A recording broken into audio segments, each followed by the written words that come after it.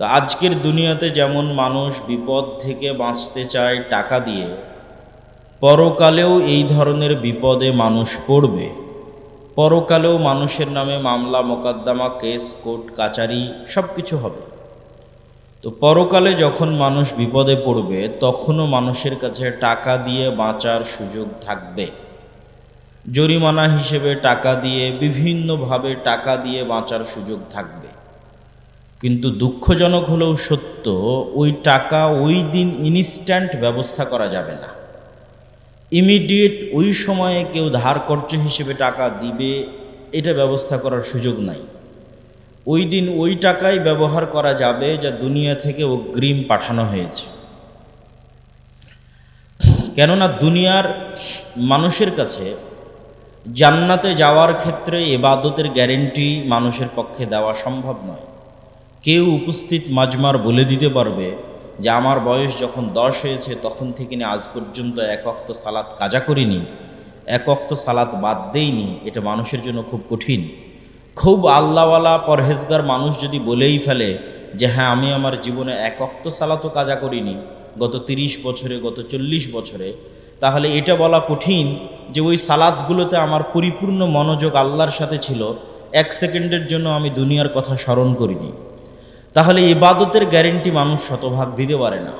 কেউ জোর করে দাবি করতে পারবে না যে আমি ইবাদতের জোরে জান্নাতে যাবই যাব, কেননা ইবাদতে কমতি থেকেই গেছে কোনো না কোনোভাবে। নিয়াতে কমতি থেকেছে, আদায় করতে কমতি থেকেছে, সালাত সিয়াম হজ জাকাত যেটাই হোক। তাহলে ইবাদত দিয়ে মানুষের পক্ষে গ্যারেন্টি দেওয়া সম্ভব নয় যে আমি নিশ্চিত জান্নাতে যাব। ঠিক তেমনি মানুষের পক্ষে নিশ্চিত জান্নাতে যাওয়ার গ্যারেন্টি পাপ মুক্ত থাকার মাধ্যমে দেওয়া সম্ভব নয় যে আল্লাহ আমি জীবনে কোনোদিন পাপ করি না, তবে আমাকে জান্নাতে দিতেই হবে তোমাকে। যেহেতু পিতা আদম ভুল করেছেন, অতএব মানুষও ভুল করবে। আল্লাহর নবী বলেছেন সকল মানুষ পাপী, সবাই পাপ করে। তাহলে মানুষ পাপ মুক্ত থেকেও গ্যারেন্টি দিতে পারতেছে না জান্নাতে যাওয়ার, শতভাগ ইবাদত করেও গ্যারেন্টি দিতে পারতেছে না জান্নাতে যাওয়ার। তাহলে জান্নাতে যাওয়ার গ্যারেন্টি দিতে পারে এরকম 2টা জিনিস পৃথিবীতে আছে, যেই 2টা জিনিস দিয়ে নিশ্চিত জান্নাতে যাওয়া যাবে। ইন্নাল্লাহ আশতারা মিনাল মুমিনিনা আনফুসাহুম ওয়া আমওয়ালাহুম বিআন্না লাহুমুল জান্নাহ। আল্লাহ সুবহানাহু তাআলা জান্নাত বিক্রি করবে, মানুষ কিনে নিবে। শুধু 2টা দিয়ে জান্নাত ক্রয় বিক্রয় সম্ভব। ঠিক যেভাবে আপনারা বগুড়া, গাইবান্ধা, রংপুর, ঢাকায়, গুলশানে, দুবাইয়ে প্লট বা ফ্ল্যাট কিনেন, আল্লাহ সুবহানাহু তাআলা ওইভাবে জান্নাতের প্লট ফ্ল্যাট বিক্রি করে দিবে, আপনাকে কিনে নিতে হবে। এই ক্রয় 2টা মাধ্যমে সম্ভব। এক, আনফুসাহুম, মানুষ তার জীবনকে আল্লাহর রাস্তায় দিয়ে দিবে। কেউ যখন আল্লাহর রাস্তায় যুদ্ধ করতে গিয়ে শহীদ হয়, তখন ওই যে ইবাদতের যত কমতি আছে, যত গুনাহ আছে, এই 2টেই শতভাগ ক্ষমা হয়ে যায় এবং জান্নাত তার কাছে বিক্রি হয়ে যায়। আরেকটা রাস্তা আছে যে শহীদ তো হতে পারলাম না, জান্নাত কিনবো কিভাবে? আমওয়ালাহুম, টাকা দিয়ে জান্নাত কিনতে হবে। প্রচুর পরিমাণে ইনকাম করতে হবে, আর প্রচুর ইনকাম আল্লাহর রাস্তায় দান করতে হবে। এই ভাগ্য আল্লাহ খুব কম মানুষকে দেয়। রাসূল সাল্লাল্লাহু আলাইহি ওয়াসাল্লাম বলেছেন 2টা মানুষের সাথে গিবধা করা যায়। একটা মানুষ যাকে আল্লাহ জ্ঞান দিয়েছে, সেই জ্ঞান মানুষের মধ্যে বিতরণ করার তৌফিক দিয়েছে, জ্ঞান অনুযায়ী আমল করার তৌফিক দিয়েছে। আর 2, টাকা দিয়েছে, আবার টাকা আল্লাহর রাস্তায় ব্যয় করার সুযোগ দিয়েছে। পৃথিবীতে যদি 100 জন ধনী হয়, তাহলে 100 জনের 90 জন সেই টাকা আরাম আয়েশ, গান বাজনা, মদ জুয়া, নারী ফুর্তি, হোটেল রেস্টুরেন্ট এগুলো ঘুরে ফিরে শেষ করে দেয়। 100 জনে 90 জন।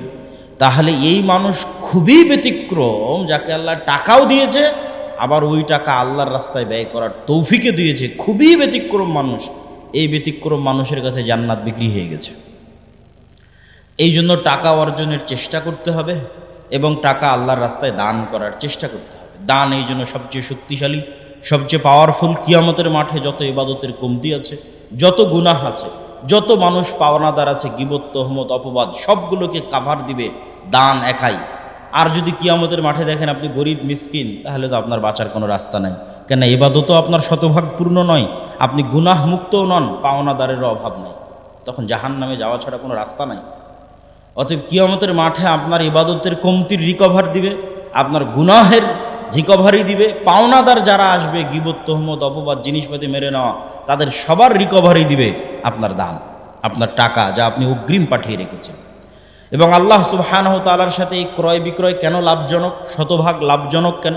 হালাদুল্লুকুম আলা তিজারাতিন তুমজিকুম মিন আযাবিন নার, এমন কোনো শতভাগ লাভজনক ব্যবসার কথা বলে দিব যেই শতভাগ লাভজনক ব্যবসা পৃথিবীতে আর নাই। পৃথিবীর আর কোনো ব্যবসা শতভাগ লাভজনক নয়। কেননা আপনি গাইবান্ধা, বগুড়া, গুলশান, ঢাকা, দুবাই যেখানেই প্লট কিনেন, ফ্ল্যাট কিনেন, ওখানে যে টাকাটা দিবেন ওই টাকা প্লট ফ্ল্যাটের মালিক নিয়ে চলে যাবে, আপনাকে প্লট ফ্ল্যাট দিয়ে যাবে। আর আল্লাহ সুবহানাহু ওয়া তাআলা জান্নাত বিক্রি করবেন যে দানের টাকার উপর ভিত্তি করে, এই দানের টাকা কি আল্লাহর কাছে যাবে? এই দানের টাকা কি আল্লাহ নিজে গ্রহণ করবে? হ্যান্ড ওভার হবে? হবে না। এই জন্য এটা শতভাগ লাভজনক। তাহলে দানের টাকা কি হবে? ধরেন একটা মসজিদে আপনি ফ্যান দান করেছেন, তো ওই ফ্যানের বাতাস কে খাবে? আপনিই তো খাবেন। আপনি বললেন যে আমি দান করলাম, আল্লাহর কাছে তো গেল না, ঘুরে আপনিই ব্যবহার করছেন। ওই ফ্যানের বাতাস ঘুরে ফিরে আপনিই খাচ্ছেন।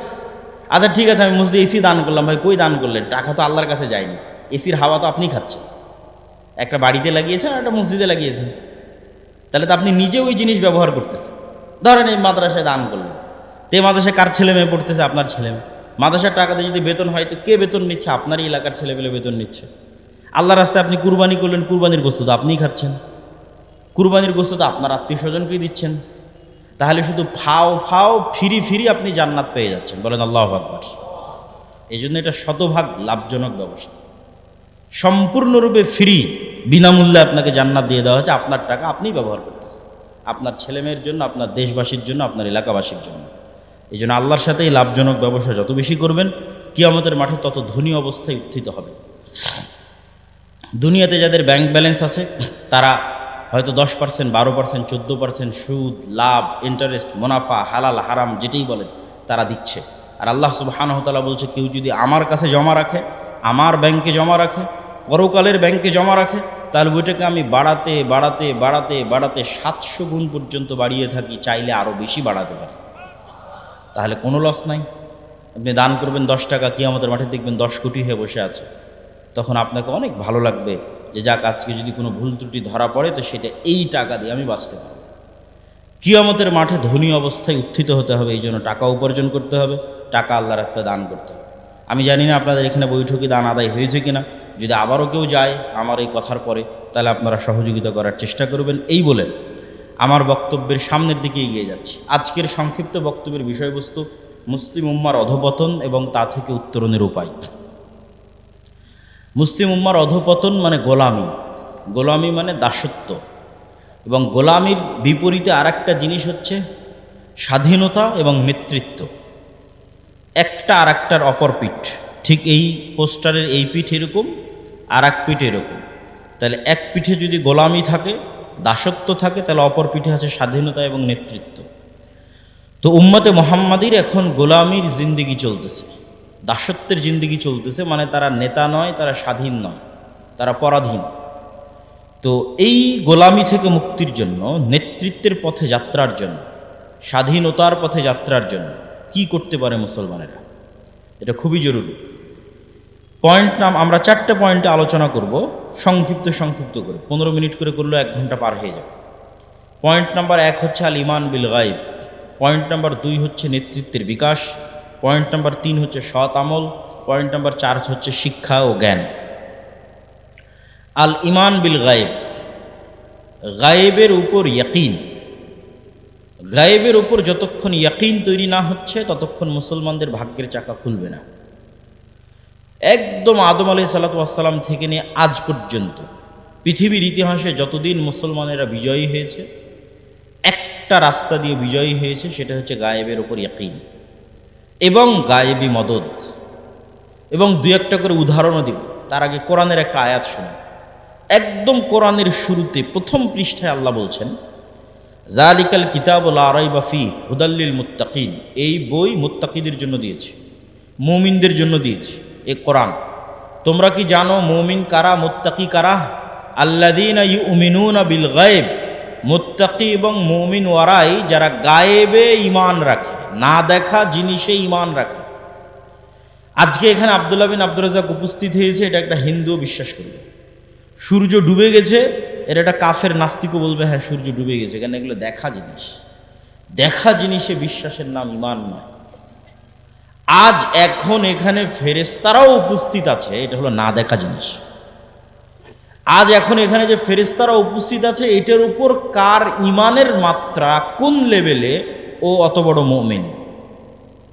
যার ইমানের মাত্রা ইয়াকিনের লেভেলে, যে ওর নিজের অস্তিত্বের চেয়ে তো ওর বিশ্বাস বেশি আছে যে ওর সাথে ফেরেশতা আছে এবং এখানে ফেরেশতা উপস্থিত আছে, এ হচ্ছে ইয়াকিন রাখে গায়েবের উপর। তো এইরকম যা ইমানের 6টা অধ্যায়, 6টা রুকুন, তার বেশিরভাগই গায়েব। আল্লাহকে কেউ দেখে না, জান্নাত জাহান্নাম এখানে কেউ দেখে, কবরের আযাব এখানে কেউ শোনেন, তাকদীরের লিখন এখানে কেউ জানেন, ফেরেশতাকে এখানে কেউ সচক্ষে দেখেনি, সবই গায়েব। এই গায়েবের বিষয়গুলোর উপর মুসলমানদের ইয়াকিন যেই দিন সর্বোচ্চ পর্যায়ে পৌঁছে যাবে, ওটাই হলো মুসলমানদের ভাগ্যের চাকা খুলে যাওয়ার রাস্তা। আর এটার উপর বিশ্বাস যত দুর্বল, পরাজয় তত সন্নিকটে। এই জন্য এই আয়াতগুলোর শেষে আল্লাহ বলেছেন, ওয়াবিল আখিরাতি হুম ইউকিনুন। আখেরাত গায়েব, পরকাল গায়েব। এই গায়েবের উপর তোমাদের ইয়াকিন লাগবে, যেন তোমরা নিজে চোখে দেখেছো এর চাইতে বেশি ইয়াকিন।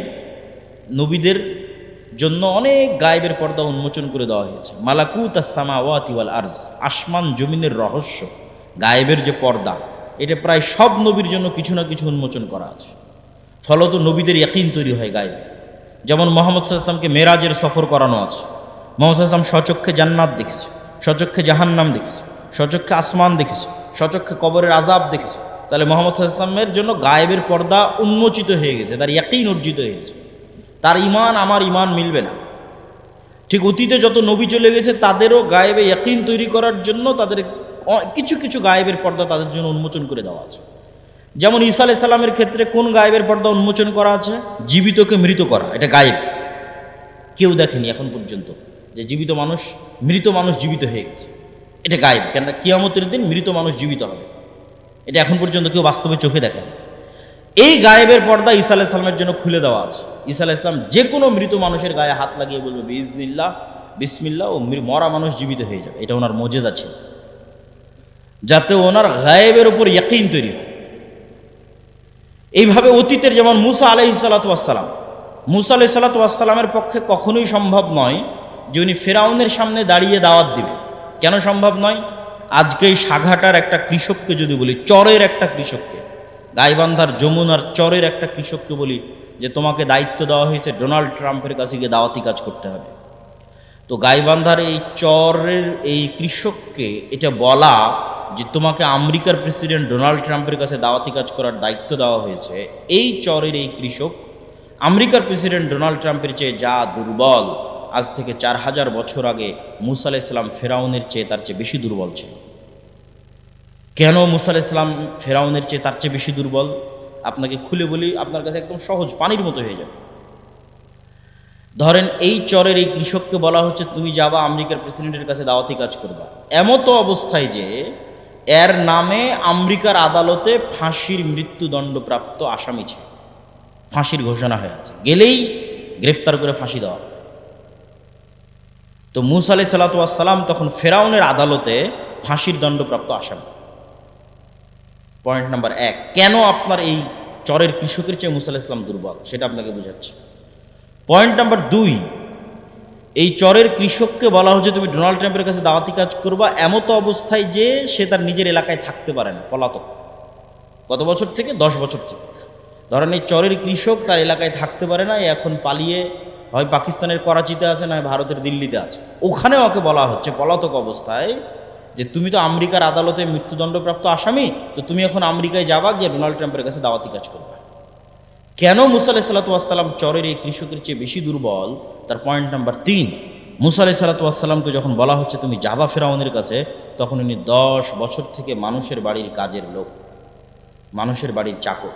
পয়েন্ট নাম্বার 4, চরের এই কৃষকের চরে হলেও, নদীতে ডুবে যাওয়া হলেও নিজের জমি আছে, নদীতে ডুবে যাওয়া হলেও নিজের আত্মীয় স্বজন আছে।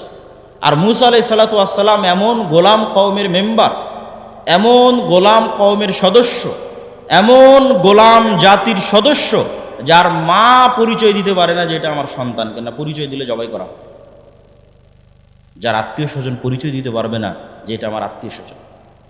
এত নিম্ন পর্যায়ের গোলাম জাতির সদস্য হচ্ছে মুসা আলাইহিস সালাম। এবং পলাতক আছেন 10 বছর থেকে, মানুষের বাড়িতে কাজ করে খান, আর মৃত্যুদণ্ডপ্রাপ্ত আসামি আছেন ফেরাউনের দরবারে। তখন মুসা আলাইহিস সালামকে বলা হচ্ছে ইযহাব ইলা ফিরআউন ইন্নাহু তাগা, মুসা তুমি নবী, যাও ফেরাউনের কাছে দাওয়াত দাও। কেমনে সম্ভব? অসম্ভব। মুসা আলাইহিস সালামের পক্ষে ইম্পসিবল যদি উনি ফেরাউনের মিশরের সীমানায় ঢুকবে, এটা অসম্ভব। তো এই অসম্ভব সম্ভব হওয়ার একটাই রাস্তা আছে, গায়েবে ইয়াকিন। গায়েব যেই দিন খুলে দেওয়া হবে মুসা আলাইহিস সালামের জন্য, মুসা আলাইহিস সালাম যেদিন গায়েব দেখে নিবে, সেই দিন মুসা আলাইহিস সালাম বুঝবে, আরে আমি যেই ফেরাউনের ভয়ে পালাচ্ছি, এই ফেরাউনের ক্ষমতা, যেই ফেরাউনের ভয়ে আমি 10 বছর থেকে পলাতক আছি, আর ক্ষমতা তো আল্লাহর ক্ষমতার সামনে সরিষা সমপরিমাণ নয়। এই ইয়াকিন অন্তরে তৈরি হওয়ার জন্য গায়েবের পর্দা উন্মোচন হওয়া লাগবে, গায়েবের উপর ইয়াকিন লাগবে, নাহলে মুসা আলাইহিস সালাম দাঁড়াতে পারবে না। তখন আল্লাহ সুবহানাহু ওয়া তাআলা মুসা আলাইহিস সালামকে বলছে, মুসা তোমার হাতে কি? তো বলে, আল্লাহ আমার হাতে লাঠি। আল্লাহ বলেননি, মুসা আমি জান্নাত থেকে একটা স্পেশাল লাঠি দিলাম, এই লাঠি ছাড়লে সাপ হয়ে যায়। জান্নাত থেকে স্পেশাল লাঠি দিলে গায়েবে ইয়াকিন তৈরি হবে। জান্নাতের স্পেশাল লাঠি সাপ হতেই পারে, আসমান থেকে পাঠানো স্পেশাল লাঠি সাপ হতেই পারে। তাহলে মুসা এই লাঠি কি, কতদিন থেকে আছে? দীর্ঘদিন থেকে মুসা আলাইহিস সালামের কাছে এই লাঠি আছে। ধরেন 10 বছর থেকে আছে, 15 বছর থেকে আছে। তাহলে মুসা আলাইহিস সালাম যে লাঠি আজ 10-15 বছর থেকে ব্যবহার করে আসতেছে, সেই ব্যবহার করা লাঠি আজ হুট করে সাপ হয়ে গেল। কেমনে সম্ভব? এটাই গায়েব। এটার মাধ্যমে মুসা আলাইহিস সালামের কলবে গায়েবের উপর ইয়াকিন তৈরি হবে যে আমি যা চোখে দেখি তা আসলে কিছুই নয়, এর আড়ালে একজন মহাশক্তিশালী মহাশক্তিমান আল্লাহ সুবহানাহু ওয়া তাআলা আছে, যিনি গায়েবকে কন্ট্রোল করে, তার হাতেই সব কিছু। অতএব এবার উনি মুসার এই ফেরাউনের কাছে যেতে পারবে, এখন যেতে পারবে। কেন? ওনার অন্তরে ইমান বিল গায়েব তৈরি হয়েছে। ইমান বিল গায়েবে ইয়াকিন ছাড়া মুসলমানদের মুক্তির কোনো রাস্তা নাই। গায়েবে ইয়াকিন ছাড়া, গায়েবী মদদ ছাড়া অতীতে কোনোদিন মুসলমানেরা বিজয় হয়নি, ভবিষ্যতে কোনোদিন হবে না। এর জন্য আরও কয়েকটা উদাহরণ দেখায়। ধরেন মুসা আলাইহিস সালামের জীবন থেকে আরেকটা উদাহরণ দেখেন। মুসা আলাইহিস সালাতু ওয়াস সালাম যখন নদী পার হয়ে গেলেন, ফেরাউন ডুবে গেল, তখন আল্লাহ মুসা আলাইহিস সালাতু ওয়াস সালামের কওমকে বিভিন্নভাবে পরীক্ষা করলেন। কিন্তু এই কওম তো গোলাম কওম, আর মুসা আলাইহিস সালাম তো স্বাধীন মানুষ, নেতা মানুষ। তো এই গোলাম কওমকে বলা হলো কি, জেরুজালেম বিজয় করতে হবে। তখন বানু ইসরায়েলরা কি বলল? ইযহাব আনতা ওয়া রাব্বুকা ফাকাতিলা, আপনি আর আপনার আল্লাহ গিয়ে যুদ্ধ করেন, আমরা পারবো না। তখন 2 জন মানুষ বলেছিল যে আমরা 2 জন হলেও যুদ্ধ করব। এই 2 জনের ইমান বিল গায়েবে ইয়াকিন ছিল, এই জন্য জেরুজালেমের শক্তিশালী আমালেকা গোত্রের বিরুদ্ধে এরা যুদ্ধ করতে রাজি হয়েছে। এই 2 জনের একজন ইউশা বিন নুন। 40 বছরের আযাব অবতীর্ণ হলো, ইয়াতিহুনা ফিল আরজি 40 সানা। 40 বছরের আযাবের মধ্যে মুসা আলাইহিস সালাম মারা গেলেন। পরবর্তী নবী হলো ইউশা বিন নুন। ইউশা বিন নুন নবী হওয়ার পর বানু ইসরাইলকে বলল, যা ভুল হওয়ার হয়েছে, এবার চলো জেরুজালেম বিজয়ে যুদ্ধ করতে হবে। জেরুজালেম বিজয়ে যুদ্ধ শুরু হলো। যুদ্ধের এক পর্যায়ে শুক্রবারের দিন বিকেলবেলা ইউশা বিন নুন আল্লাহকে বলছে, সূর্যের দিকে তাকিয়ে বলছে, আল্লাহ সূর্যকে থামিয়ে দিতে হবে। কেন সূর্যকে থামিয়ে দিতে হবে? আর 1-2 ঘন্টা পর সূর্য ডুবে গেলে শনিবার শুরু হবে, আর শনিবার মুসা আলাইহিস সালামের দিনে যুদ্ধ নিষিদ্ধ। আর যুদ্ধ বন্ধ হয়ে গেলে আবার সেই শক্তি, সেই সামর্থ্য বিজয় অর্জনের মতো ফিরিয়ে আনা কঠিন। এখন আমরা বিজয়ের দ্বারপ্রান্তে চলে এসেছি, এই ধাক্কায় শেষ করে দিতে। অতএব আল্লাহ তুমি সূর্য থামিয়ে দাও। এখন আপনি কল্পনা করেন, একটা সাধারণ মানুষের ব্রেনে এটি ঢুকবেই না যে সূর্য কেমনে থামতে পারে। ইউশা বিন নুনের ইমান বিল গায়েব কোন পর্যায়ে আছে, কোন শীর্ষস্থানে আছে, যে এটা ওনার কাছে অন্টুর ব্যাপার, এটা ওনার কাছে একটা স্বাভাবিক ব্যাপার। কেননা উনি গায়েবে ইয়াকিন রাখে যে পৃথিবী আমরা চোখে দেখি, এই পৃথিবী আসল পৃথিবী নয়। গায়েবে ইয়াকিন ওনার কোন লেভেলে, যে উনি ইনস্ট্যান্ট বলে দিচ্ছে সূর্য থামিয়ে দিতে হবে, যুদ্ধ আজকে এখানে শেষ করতে হবে। এই লেভেলের ইয়াকিন যতক্ষণ অর্জিত না হবে ততক্ষণ সম্ভব নয়। তো ইউশা বিন নুন আল্লাহকে বললেন, আল্লাহ সূর্য থামিয়ে দিতে হবে। আল্লাহ বললেন, ঠিক আছে, সূর্য থামিয়ে দিলাম। সহিহ বুখারীর হাদিস, 1 দিন 2 দিন, কেউ বলেছে 3 দিন, কেউ বলেছে 4 ঘন্টা 5 ঘন্টা, যতক্ষণই হোক আল্লাহ সুবহানাহু ওয়া তাআলা সূর্যকে থামিয়ে রেখেছিলেন বিজয় সমাপ্ত না হওয়া পর্যন্ত। বলেন আল্লাহু আকবার। তাহলে এখন বলেন, ইউশা বিন নুন যখন বিজয়ী হচ্ছে এই আমালেকা গোত্রের উপর, তখন দুনিয়াবি লজিকে বিজয় অসম্ভব। কেন? আমালেকা গোত্রদের এক একজনের দেহই ছিল 10 তলা 15 তলার সমান, এত শক্তিশালী। এই জন্য এরা ভয়ে যুদ্ধ করতে চায়। 40 বছর আগে মুসা আলাইহিস সালামের সময় দুনিয়ার লজিকে যুদ্ধ সম্ভব নয়। দুইজন যুদ্ধ করতে চেয়েছিল কেন? ওরা গায়েবের লজিকে যুদ্ধ করতে চেয়েছিল, যে মুসলমানের বিজয় গায়েবী মদদে সম্ভব, এর বাইরে মুসলমানের বিজয় সম্ভব নয়। দুনিয়ার সিস্টেমে মুসলমানদের বিজয় অসম্ভব, গায়েবের সহযোগিতায় বিজয় সম্ভব। মুসা আলাইহিস সালাম, ফেরাউন ডুবে যাবে, মুসা আলাইহিস সালাম বিজয়ী হবে, এটা পৃথিবীর কোনো লজিকে সম্ভব নয়। কেন আজকের এই যমুনার চরের কৃষকের চেয়ে বেশি দুর্বল মুসা আলাইহিস সালাম, আর আজকের ডোনাল্ড ট্রাম্পের চেয়ে বেশি শক্তিশালী ফেরাউন। কেমনে বিজয় সম্ভব? অসম্ভব। কিন্তু সম্ভবের একটাই রাস্তা আছে, সেটা হচ্ছে গায়েবী মদদ।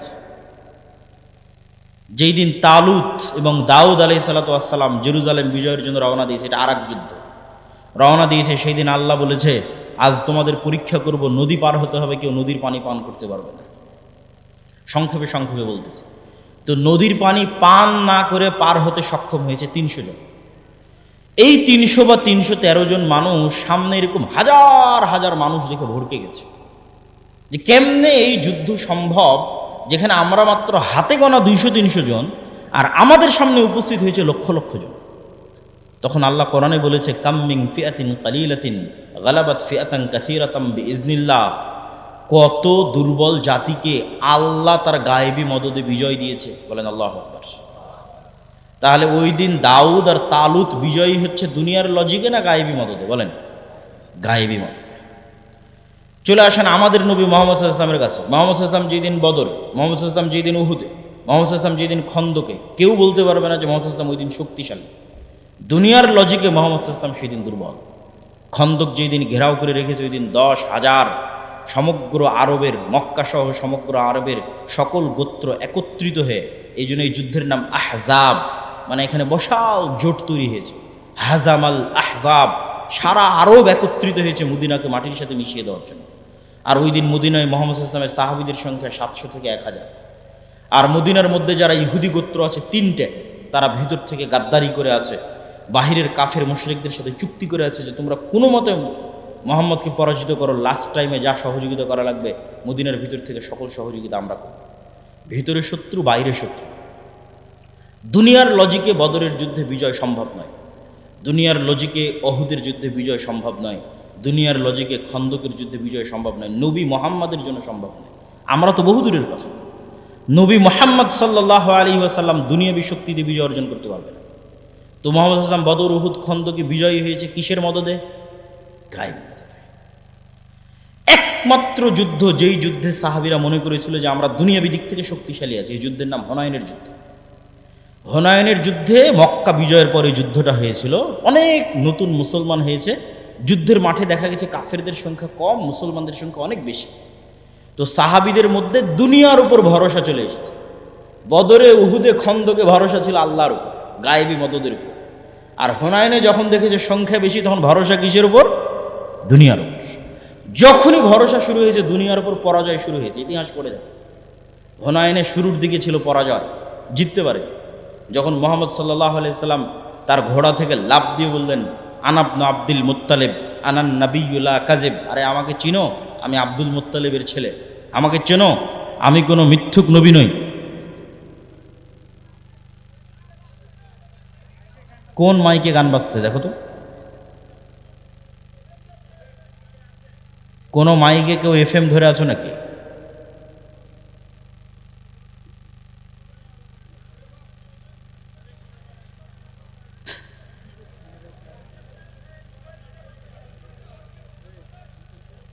জি, যারা ডেকোরেটরের দায়িত্বে আছেন তারা একটু চেক করেন যে কোনো মোবাইল থেকে অথবা কোনো ক্যামেরা থেকে কোথাও থেকে ব্লুটুথ কানেক্ট হয়ে বা কোনো কিছু কানেক্ট হয়ে এখানে কোনো শব্দ হচ্ছে কিনা।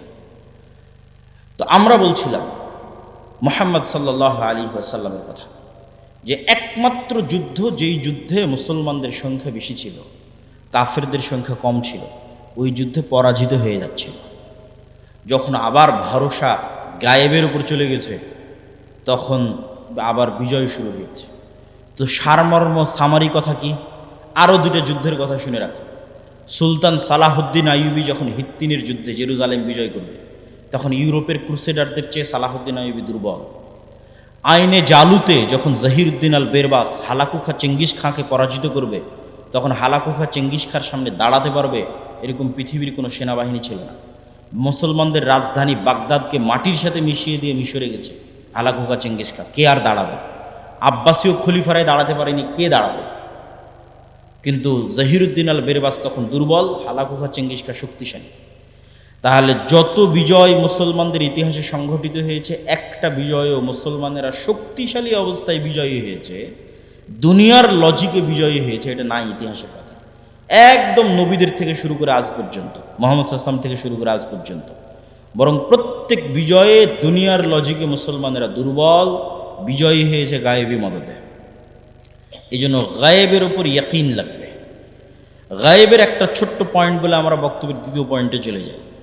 সেটা হচ্ছে গায়েবের একটা বড় মাধ্যম, দ্বিতীয় ইমানের অংশ হচ্ছে মালাইকা, ফেরেশতা। আল ইমান বিল মালাইকা, আমানতু বিল্লাহি ওয়া মালাইকাতিহি, ফেরেশতাদের উপর ইমান। দেখেন সাহাবীরা রাসূল সাল্লাল্লাহু আলাইহি ওয়াসাল্লামের সাথে যখন ছিল, তখন ফেরেশতাদের অস্তিত্বের সাথে তাদের কানেকশন এত মজবুত, এত শক্তিশালী, এত স্বচ্ছ, এত বেশি ছিল যে আমরা আজকে আমাদের অন্তরে তো ইমানই নাই যে আমরা ফেরেশতা আছে এটা বিশ্বাস করি, ইমানই নাই। তার তুলনায় সাহাবীদের ইমান যদি আপনি দেখেন আশ্চর্য। দুই একটা বলি। সাদ বিন মুআজ খন্দকের যুদ্ধে শহীদ হয়েছে। রাসূল সাল্লাল্লাহু আলাইহি ওয়াসাল্লাম বললেন, শাহিদাহু সাবউনা আলফাম মিনাল মালাইকা। সাদ বিন মুআজের জানাজায় 70,000-এরও বেশি ফেরেশতা অংশগ্রহণ করেছে। বলেন আল্লাহু আকবার। 70,000 মানে কত, কল্পনা করা যায়? সাহাবীরা যেই জানাজায় অংশগ্রহণ করেছে, ওই জানাজায় 70,000 ফেরেশতা অংশগ্রহণ করেছে আসমান থেকে নেমে। সাদ বিন মুআজের জানাজার লাশের খাটলি উঠানো যাচ্ছিল না, ফেরেশতার আধিক্যের কারণে লাশ ভারী হয়েছিল। রাসূল সাল্লাল্লাহু আলাইহি ওয়াসাল্লামের হাদিস। জাবের বিন আব্দুল্লাহ উহুদের যুদ্ধে মারা গেছে। জাবের বিন আব্দুল্লাহর পিতা। জাবের বিন আব্দুল্লাহ বলছে, আমার পিতা উহুদের যুদ্ধে মারা যাওয়ার পর আমি কাঁদছিলাম। তো রাসূল সাল্লাল্লাহু আলাইহি ওয়াসাল্লাম বললেন, কেন কাঁদতেছো? মা জালাতিল মালাইকাতু তুজিল্লু বিআজনিহাতিহা, তোমার পিতার লাশকে ফেরেশতারা ছায়া দিয়ে রেখেছে। বলেন আল্লাহু আকবার। তিলহুল মালাইকা, হানজালাকে ইতিমধ্যে ফেরেশতারা গোসল দিয়ে ফেলেছে। তাহলে ফেরেশতাদের সাথে সাহাবীদের কানেক্টিভিটি দেখে যে কতটা তারা ফেরেশতাদের অস্তিত্বের সাথে রিলেটেড, কানেক্টেড হচ্ছে। বদরের যুদ্ধে সাহাবী বলতেছে, আমার ডানে এবং আমার বামে রজুলান, দুইজন ব্যক্তি যাদের পোশাকে সাদা পোশাক, ইউকাতিলুনা আশাদ্দাল কিতাল মা রাআইতুহুমা ক্বাবলু ওয়ালা বাদ, আমি তাদেরকে জীবনে আগে কোনো দিন দেখিনি, পরে কোনো দিন দেখিনি। তারা ভয়ঙ্করভাবে যুদ্ধ করতেছিল। আল্লাহর নবীকে এসে বললাম, এইরকম দুইজন ব্যক্তি যুদ্ধ করতেছে। রাসূলুল্লাহ সাল্লাল্লাহু আলাইহি ওয়াসাল্লাম বললেন, এরা দুইজন হচ্ছে স্বয়ং জিবরাইল আর স্বয়ং মিকাইল। স্বয়ং জিবরাইল এবং মিকাইল যুদ্ধের মাঠে অবতীর্ণ হয়েছে। এগুলো শুধু হাদিস নয়, আল্লাহ সুবহানাহু ওয়া তাআলা নিজে কোরআনেও বলেছে, কোরআনের আয়াতটাও বলে, হাদিসে আরও দুই একটা বলে। খন্দকের যুদ্ধ থেকে যেদিন রাসূলুল্লাহ সাল্লাল্লাহু আলাইহি ওয়াসাল্লাম ফিরে আসলেন, খন্দকের যুদ্ধ বিজয় হয়ে গেছে, বিজয় হয়ে যেদিন ফিরে আসলেন, ওয়াজা আসসিলাহ ওয়াগতাসালা, আয়েশা রাদিয়াল্লাহু তাআলা আনহার হাদিস, সহিহ হাদিস, যে আল্লাহর নবী অস্ত্র রেখে গোসল করতে গেছেন।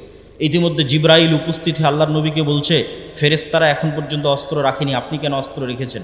আল্লাহর নবী বললেন, কেন অস্ত্র রাখেনি কেন? তো বলে, ওই যে 3টা ইহুদি গোত্র যারা গাদ্দারি করেছে, ভিতর থেকে আপনার সাথে চুক্তি ভঙ্গ করেছে, মদিনা সনদ, বাইরের যারা কাফের তারা তো পরাজিত হয়েছে, কিন্তু এই 3টা ইহুদি গোত্র এটা তো মুনাফিক, এদের শাস্তি দিতে হবে, এদের শাস্তি নিশ্চিত করে যুদ্ধ শেষ হবে। রাসূল সাল্লাল্লাহু আলাইহি ওয়াসাল্লাম বাইরে এসে সাহাবীদের বললেন, ঠিক আছে বের হও। সাহাবীরা বের হও, যুদ্ধ শেষ হয়নি, ইহুদি গোত্রদের শাস্তি দিতে হবে। এদ্দূর পর্যন্ত আয়েশার বর্ণনা। এবার আনাস রাদিয়াল্লাহু তাআলা আনহুর বর্ণনা শুনুন। আনাস রাদিয়াল্লাহু তাআলা আনহু বলছে, আল্লাহর নবী যখন আমাদের বললেন বের হতে, যুদ্ধ শেষ হওয়ার পর আবারও যখন বের হতে বললেন, তখন কাআন্নি আনজুরু ইলাল গুবারি শাতিআন ফি যুকাকি বানি গানাম, যে আমরা এবং আল্লাহর নবী যখন একসাথে বের হচ্ছি, তখন আমরা ইহুদি গোত্রের দিকে যাওয়ার পথে আমাদের আগে আগে, যেমন আজকে রাজনৈতিক শোডাউনে 500 মোটরসাইকেল গেলে পিপি পাওয়া যে ধুলা উড়িয়ে যায় শোডাউন দেখানোর জন্য, তো ওই রকম জিবরাইলের ঘোড়সাওয়ার বাহিনী আগে আগে গেছে। তো জিবরাইলের ঘোড়সাওয়ার বাহিনী আগে আগে যাওয়ার কারণে তাদের ঘোড়ার পায়ের আঘাতে ধুলা তৈরি হয়েছে, ধুলায় অন্ধকার। তো আনাস রাদিয়াল্লাহু তাআলা আনহু বলছেন, আমরা যে যাচ্ছি, তো আমাদের আগে আগে জিবরাইলের ফেরেশতাদের ঘোড়সাওয়ার বাহিনীর পায়ের আঘাতে ধুলায় অন্ধকার হয়ে আছে। বলেন আল্লাহু আকবার। এরকম অসংখ্য বর্ণনা পেশ করা যাবে, যেখানে সাহাবীরা সরাসরি ফেরেশতাদের সাথে ইন্টারাকশন করতেছে। এবং আল্লাহ সুবহানাহু ওয়া তাআলা নিজে কোরআন মাজিদে বলছেন, আন্নী মুমিদ্দুকুম ফাস্তাজাবা লাকুম রাব্বুকুম বিআন্নী মুমিদ্দুকুম আলফাম মিনাল মালাইকা মুরদিফিন, যে তোমাদের প্রতিপালক তোমাদের ডাকে সাড়া দিয়েছে, তোমাদের ডাকে সাড়া দিয়ে কখনো 1000, কখনো 3000, কখনো 5000 ফেরেশতা অবতীর্ণ করেছে যুদ্ধের মাঠে তোমাদের সহযোগিতা করার জন্য। তাহলে গায়েবের একটা বড় পাঠ হচ্ছে ফেরেশতা। ফেরেশতাদের উপর সাহাবীদের ঈমান কেমন ছিল, কতটা তারা ফেরেশতাদের সাথে জীবন্ত এবং বাস্তব ছিল তাদের কানেকশন। একদিন মসজিদে নববীতে রাসূলুল্লাহ সাল্লাল্লাহু আলাইহি ওয়াসাল্লাম বসে আছে, জিবরাইল উপস্থিত হয়েছেন মানুষের রূপে। আল্লাহর নবীকে বলছেন, মাল ইসলাম, ইসলাম কি, মাল ঈমান, ঈমান কি, মাল ইহসান, ইহসান কি। এগুলো জিজ্ঞেস করে উত্তর নিয়ে চলে গেলেন। আল্লাহর নবী বললেন, জানো কে এসেছিল? না, আমরা তো জানি না কে এসেছিল। জিবরাইল এসেছিল তোমাদেরকে দিন শিখানোর জন্য। এরকম অসংখ্য ঘটনায় পরিপূর্ণ হয়ে আছে, যেখানে দেখবেন সকাল সন্ধ্যা সাহাবী এবং নবীদের ইন্টারাকশন ফেরেশতাদের সাথে। রাসূল সাল্লাল্লাহু আলাইহি সাল্লাম বলছেন, আজকে আমার বাড়িতে জিবরাইল আসেনি। কেন আসেনি? বাড়িতে ছবি আছে। লা তাদখুলুল মালাইকাতু ফি বাইতিন ফিহি সুওয়ারা ওয়া কালব। যে বাড়িতে ছবি আছে, কুকুর লালিত পালিত হয়, ওই বাড়িতে ফেরেশতা প্রবেশ করে না। রাসূলুল্লাহ সাল্লাল্লাহু আলাইহি সাল্লাম বলছেন, জিবরাইল আমাকে এত নাসিহা করে মেসওয়াক করার জন্য, মেসওয়াক করতে করতে মাড়ি ছিলে গেছে, কেননা আমার মুখের গন্ধে জিবরাইলের কষ্ট হয়। রাসূল সাল্লাল্লাহু আলাইহি সাল্লাম বলেছেন, তোমরা মসজিদে পেঁয়াজ এবং রসুন মুখে দিয়ে খেয়ে যেও না, কেননা পেঁয়াজ এবং রসুনের গন্ধে ফেরেশতাদের কষ্ট হয়। তাহলে এখন আপনি বলেন যে আপনাদের গাইবান্ধার মানুষ যারা বিড়ি সিগারেট খান, তাদের মুখের গন্ধে কি ফেরেশতা আসে নাকি? তো কে আসে? শয়তান আসে। ওই মুখে কে আসে? শয়তান আসে। ওই মুখে কে পেশাব করে, ওই মুখে কে পায়খানা করে, এগুলো বাস্তব। এগুলো প্রত্যেকটা in Real life, in reality. এগুলোই গায়েব, কিন্তু এগুলোই বাস্তব। এগুলোর উপর ইয়াকিন অর্জন করাই হচ্ছে ঈমান। এমন একটা বাড়ি, যে বাড়িতে আপনারা আছেন, যে বাড়িতে না ঢোকার সময় কেউ সালাম দেয়, না বের হওয়ার সময় কেউ সালাম দেয়, না ওই বাড়িতে কেউ কোনোদিন কোরআন তেলাওয়াত করে, না ওই বাড়ির সদস্যরা সালাত আদায় করে, তাহলে আপনি বলেন ওই বাড়িতে সবসময় কে আছে? শয়তান আছে।